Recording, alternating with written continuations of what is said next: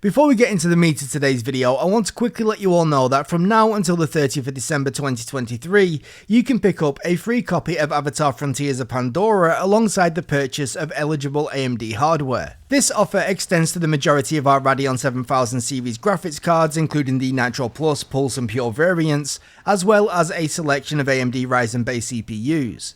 For full details, please check out the link in the description down below.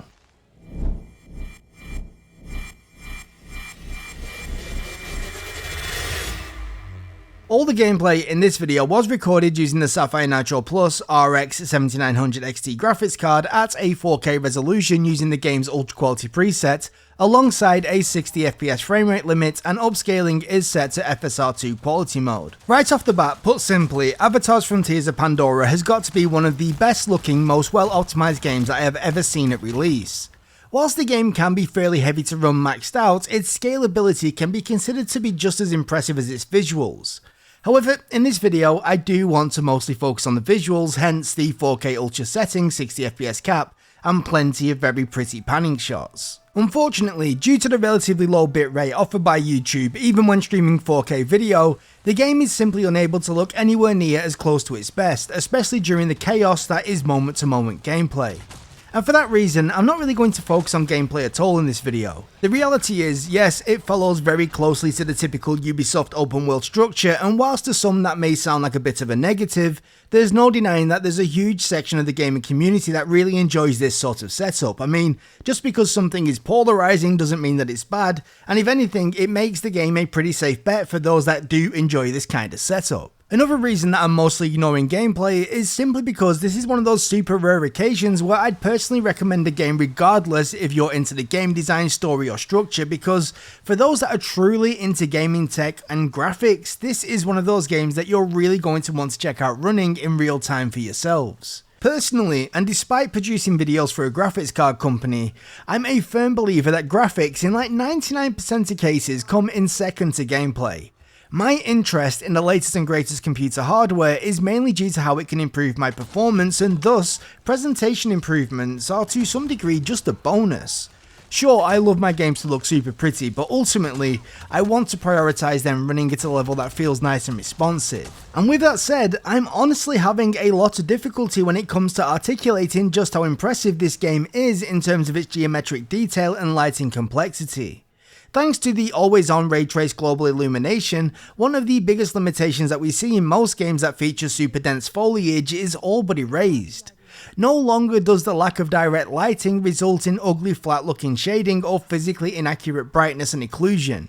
Everything looks firmly planted in the game world and lacks that unnatural glow that has long been associated with the limitations of more traditional dynamic lighting techniques.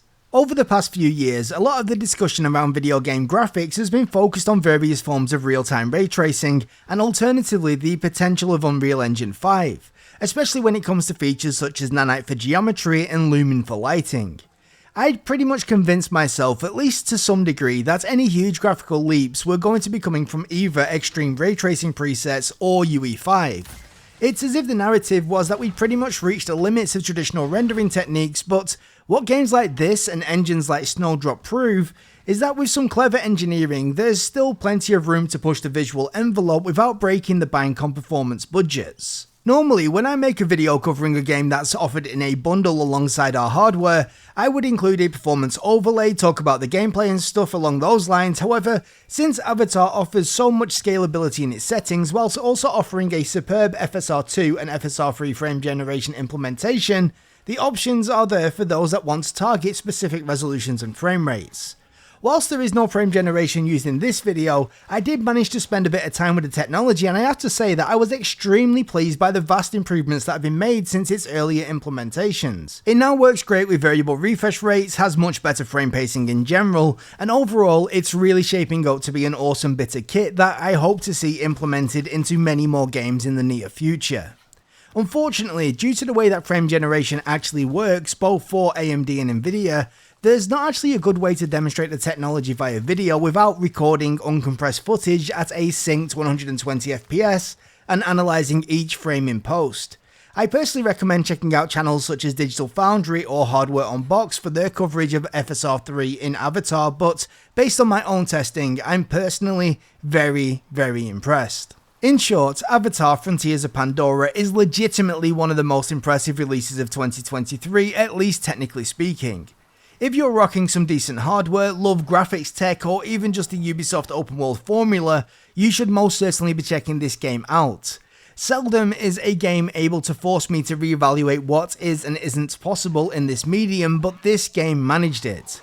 This is a new bar for foliage-rich environments, the levels have been raised, and it really makes me excited for some of the experiences that we could be seeing in the coming years. Again, if you are watching this video shortly after launch, you may be able to get your hands on a free copy of Avatar Frontiers of Pandora when picking up one of our graphics cards or select Ryzen-based CPUs.